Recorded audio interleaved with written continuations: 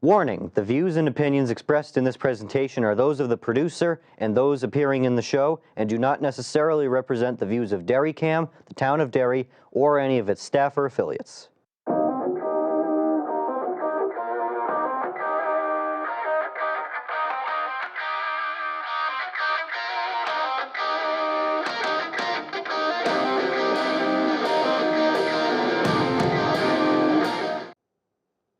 Hi, I'm Anthony Henry. Welcome back to America's Ass. We're on episode 33. Starting to get a little warmer out. The walks here are getting better and better. So, anyway, another local politics episode today, this time for Derry. We're here with Dave Nelson. He's running for Derry Town Moderator, so take a minute to introduce yourself to anyone who doesn't know you. Great. Well, thank you for inviting me on. My name is Dave Nelson. I've lived in Derry since the early 80s. I've been involved in various forms of town affairs. I was an incorporator and founder of the Greater Derry Arts Council, served at the Derry Opera House for about 16 or so years. I was elected for several terms as East Derry Fire Commissioner when East Derry had its own separate fire department and tax base. I've been on the planning board for 10 years. About 10 years ago, and now I'm into the third year of my second stint on the planning board, currently serving as vice chair. And there were a bunch of other ad hoc activities, a lot of them related to downtown revitalization and development. There was the Derry Strategic Planning Group. That was formed after the major crisis of the 80s real estate crisis, when a lot of people had their homes and their mortgages underwater, and a lot of stress. So we got together with a grassroots organization, and the form of governance was consensus. In other words, there was no voting. Everyone proposed something, discussed it, and then the way we decided is there anyone who can't live with that? And so rough consensus, as long as everyone was, yep, I can live with that, that's what we did. And we held, I think, 3 civic profile charrettes over the years.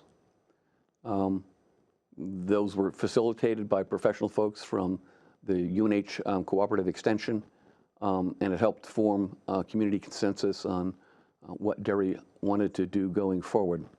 So that's some of my background. Well, thank you for coming on, and thank you for running. A Derry Town Moderator is a very important position, so explain what a town moderator does for people who don't know. The town moderator is in charge primarily of activities on election day. The printing of the ballot and some of the other activities are the responsibility of the town clerk, so the town clerk and the town moderator work together. In a town meeting form of government, the town moderator would actually run the meeting. But Derry has a town council form of government in which the council is the legislative body, and so the moderator really is in charge of the elections. And the moderator needs to be very careful to honor the major stakeholders in the election process. First and foremost being state law. It's very important to follow the law, to not get afoul of the Secretary of State or the Attorney General. It's important to follow the election procedures. There's often rulings and advice that comes down from the state. It's important to uphold election integrity, to make sure that everyone's vote is counted and counted accurately and respectfully, and reported in a fairly expeditious fashion. You have to respect all voters, because everyone has a right to come and vote, and they need to be free from intimidation. They need to have relatively easy, unimpeded access to the polls. And you have to respect all candidates. All candidates have a right to run for office, and you need to be respectful of them. And then finally, I guess the overall arching goal is to be very fair and impartial, and treat everyone equally. Good. So you mentioned you were on the planning board.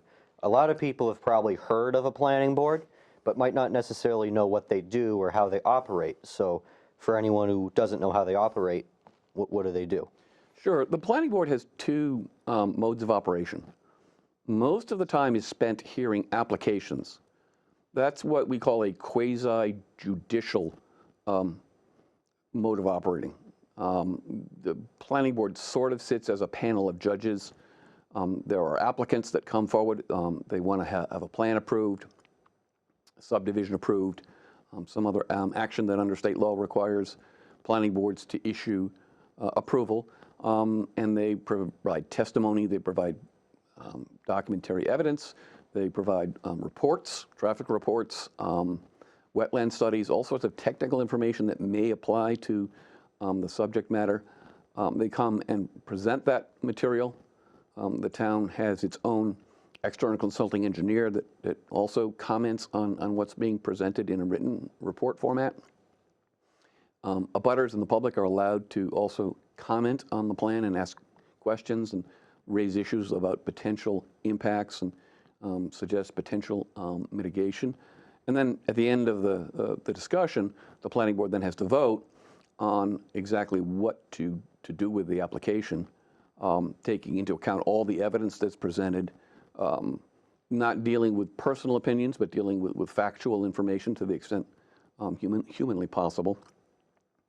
And most often the approval is a conditional approval. In other words, we approve this plan as presented, but we want you to mitigate this wetland concern by adding some additional drainage, or we want you to add a row of buffer trees between your business and the adjacent residential property. So most plans are yes, but, are the conditional approvals.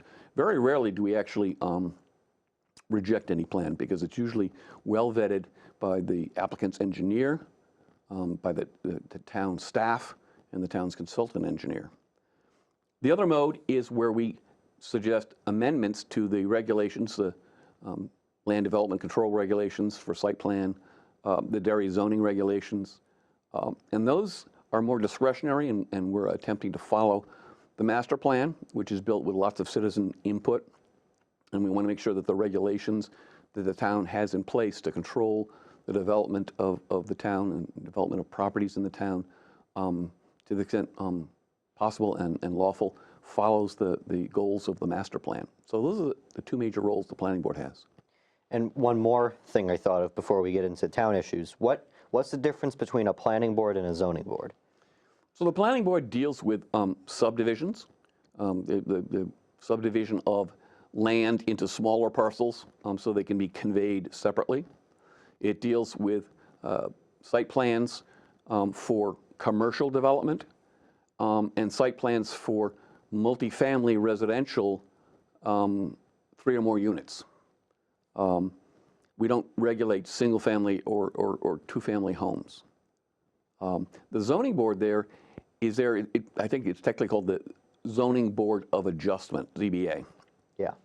Their purpose is to grant waivers and variances to the zoning regulations when there is a reasonable hardship. The regulations as written don't necessarily encompass. Applicants can come and say, well, the regulation says we need to have this much setback, but there's a wetland issue, and if we did what the zoning wanted, it would create a corresponding harm to the wetlands. So in the theory of competing harms, we'd like to get a variance from this dimensional requirement so that we can better serve the other land development goal. Okay, so we'll start with, we actually touched on it briefly last episode. At the end of the episode, I had mentioned that the school board deliberative session was that week. So it has come and it has gone, and it went very interesting. I was there, obviously I didn't vote. Dave was there also, and he was voting. So we'll start with you. What were some of your takeaways, I guess, from the meeting? Well, the deliberative session is interesting, and for those people who don't know, it's what is called the Senate Bill 2 form of governance. Senate Bill 2 was passed many, many decades ago. And it basically means that rather than going to a town meeting where everyone gets together, the warrant is presented and debated and voted on, and the final decisions are made that day. It's split into two pieces. The deliberative session is where you get to hear the warrant articles. You get to have a presentation by the school department, the school board, other officials on what's in the warrant and why it's there. And then you get to potentially move to amend them. And whatever gets amended goes on the ballot in March in that amended form. If there are no amendments which are successful, then the warrants go on the ballot as originally drafted. So you can go to the deliberative session and say, I would like to make a change. I think maybe we're spending too much on this particular thing. Let's amend it to remove a certain amount of money from a certain line item, and then that's voted up and down. And then when you go to the polls, you get to vote on each warrant article as it was decided by the deliberative meeting, and that's a yes or no vote. You also get to vote on all the elected officials at the polls. Yeah, so obviously, like I said, I was there, and I thought it went really interesting. Obviously, we've touched on what's been going on in the school department a lot on this show, because I'm technically on the school board. I'm the student member. Mm-hmm. So obviously, I went and I paid attention, and really, I don't think in terms of the whole, close a school, build a school, or don't do either argument, I don't think either side won. I think both sides kind of got wins and losses. At the beginning of the meeting, several people, including former guest of the show, Brian Chiricello, tried making some cuts that personally I agreed with, to the budget, because they're just making strange spending decisions on parts of the budget. And weirdly enough, not a lot of people went for them. And that really made me think. But then on the other hand, on the 7th warrant article, which was a citizen's petition organized by Katie DeLay, who, by the way, is now running for school board, and I definitely endorse, along with Wilbert, who I talked about last time, that went on exactly how she wanted it, and people seem to be voting for that warrant article overwhelmingly, at least the amended version. So what were some of your thoughts on the wins and losses of that day? Well, I think it's somewhat typical. The school board usually says, we spent a lot of time working on this. We listened to the fiscal advisory committee.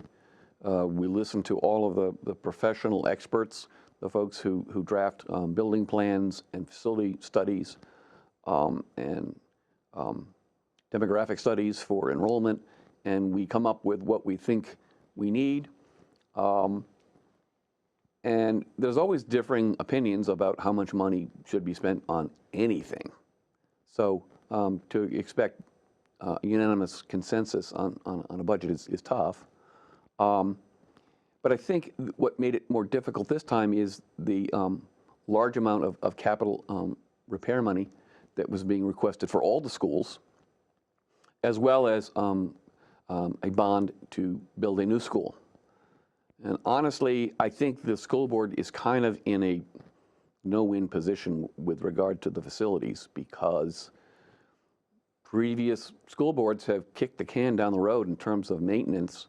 When you have to decide, am I going to hire 2 more teachers to keep classroom sizes what the parents would like to see, or am I going to fix up the roof on the building, because you don't necessarily think that both items will pass the ballot in March. So they made some trade-offs. And my understanding is a lot of maintenance was deferred, but it all eventually comes home to roost. And when it comes home to roost and you have to do something about it, it's a big ticket item. And so I think in good faith they are attempting to stop kicking the can down the road. But on the other hand, voters say, whoa, this is a big nut to swallow.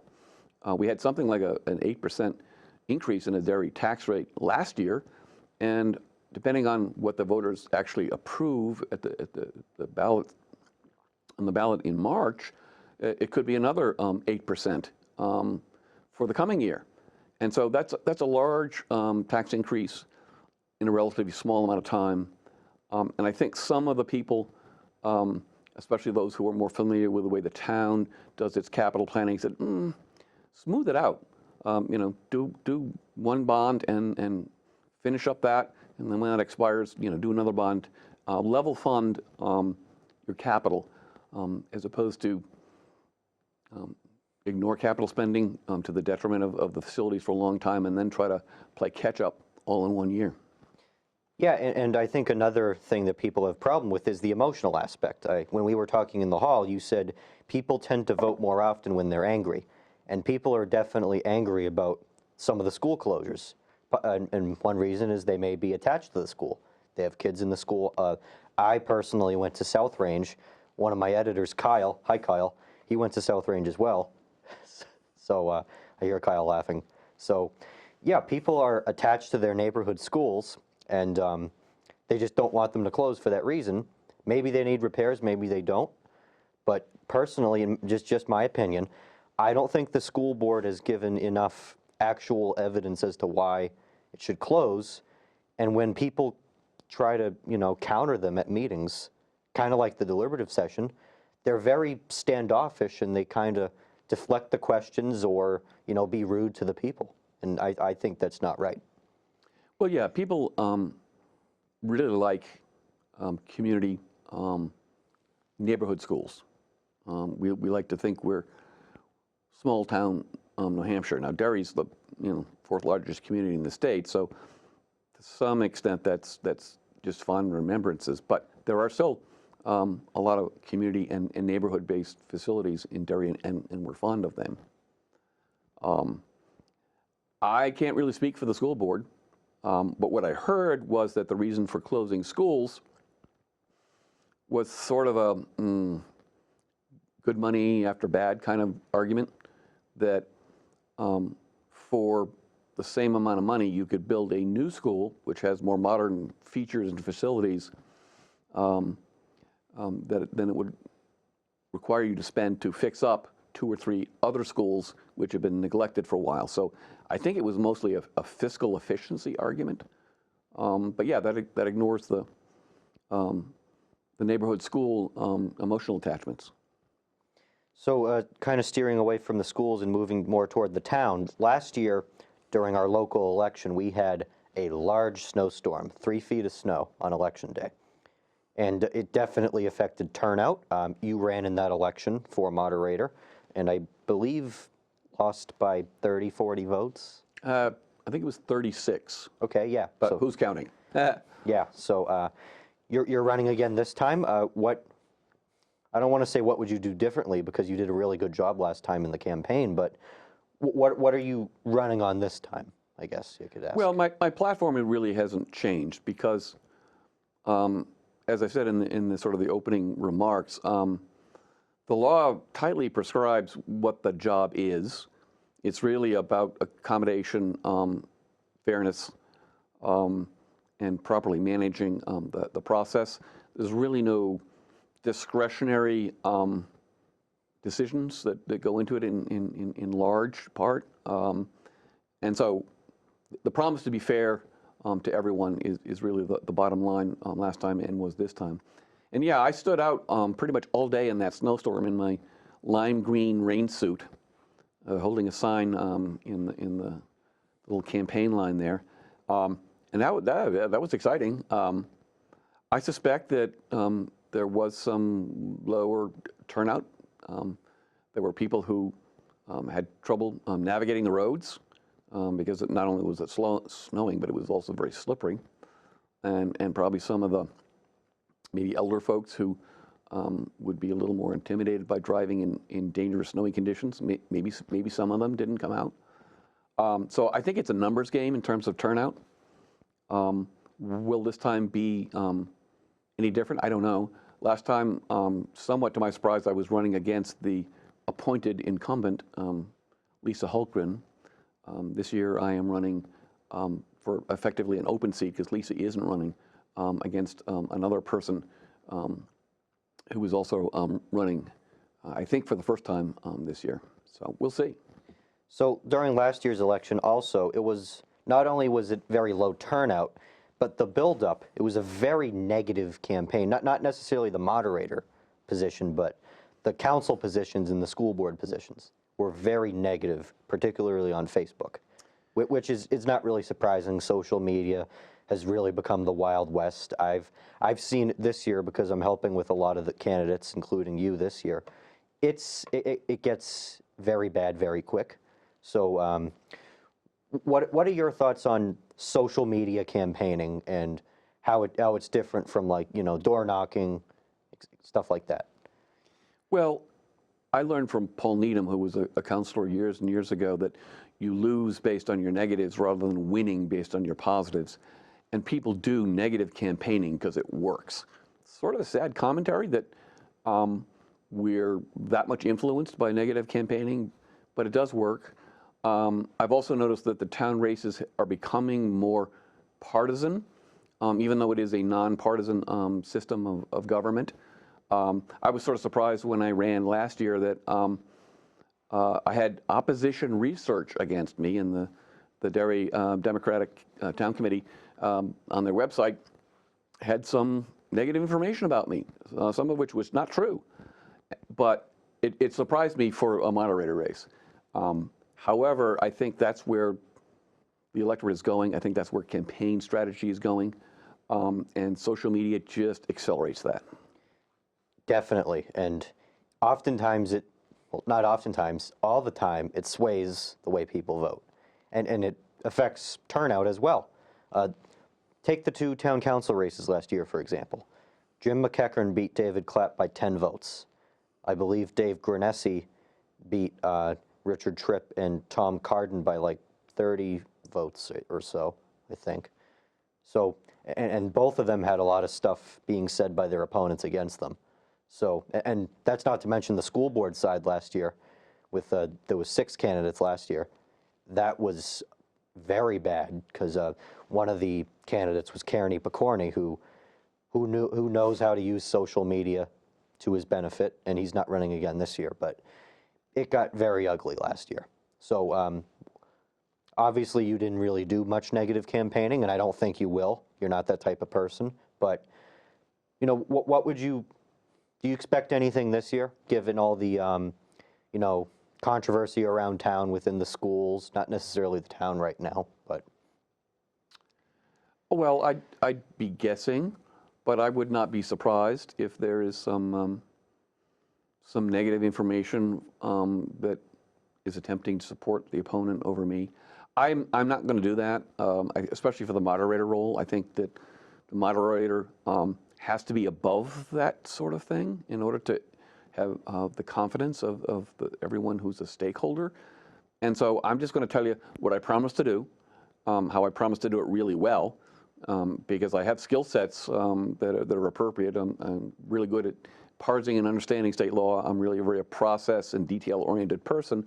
And so I'm going to promise to do all the good things, but I'm not going to get into a negative comments about anyone.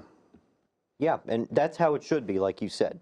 Town and school elections are becoming more partisan quick, and I definitely applaud you for being so in the middle and fair in your campaign.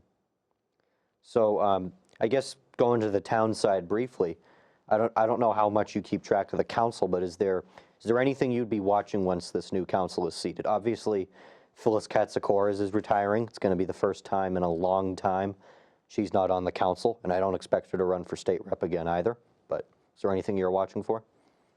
Not particularly. I think that the council has done a pretty good job on the capital spending.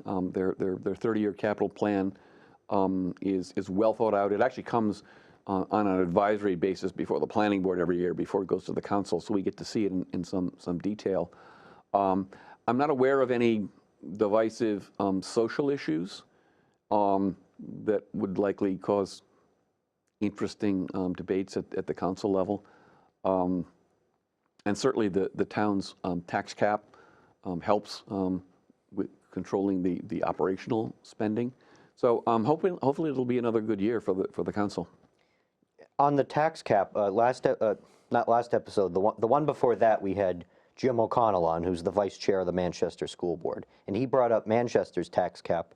Derry's another tax cap community.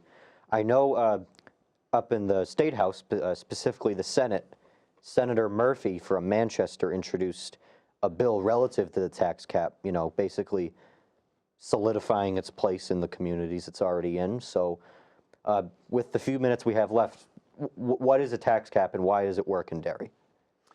A tax cap is a limit on spending, and in Derry it's exclusive of bonding. It's basically direct spending that doesn't involve any lending or borrowing.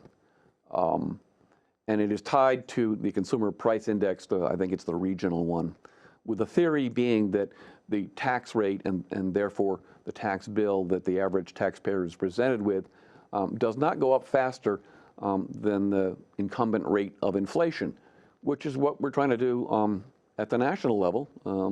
We're trying to make sure that inflation comes down to a reasonable level, that it keeps up with salaries and we keep up job growth. So yeah, controlling expenditures and tying them to inflation, I think, is a really good idea. Well, I really wish the school board had a tax cap. But anyway, we are almost out of time, so do you have any closing thoughts before we end? No, just that everyone should exercise their right to vote. Hopefully, I'm crossing my fingers that we won't have snow on March 12th. But come out and vote. I appreciate anyone who's willing to vote for me, because I promise to not only meet your expectations, but to exceed them and delight you with the way I handle the job. Well, I am not a voter because I am still 15. Next week I will be 16, but still not a voter. But I definitely endorse you. I have sent your page to several people in Derry. By the way, we do have a barcode for his page, so I'll hold that there if anyone wants to scan it and check it out. Or if you go on Facebook and search Dave Nelson for Derry Town Moderator, I'm sure it'll pop up. Correct. But yeah, a quick update before we go, I guess, on me. LIAC is meeting tomorrow. We're going to be discussing several things. I'm chair of family law, and I know one thing that we could be coming back to is this bill where it would prevent parents from being punished for like accidental crimes that is committed with a child. We haven't really been explained what that means yet, so hopefully we'll have some input from the sponsor, but we have a lot on our plate, so I'll give another update next meeting once they have more specifics, but not next meeting, next show, next week. So anyway, I'm sure we'll be talking about Derry politics more in the future. We do have another Derry guest next week. You'll see who it is next week, but yeah, thank you for coming on, Mr. Nelson. I appreciate it. I'm Anthony Henry. This has been America's Ass. Thank you for watching.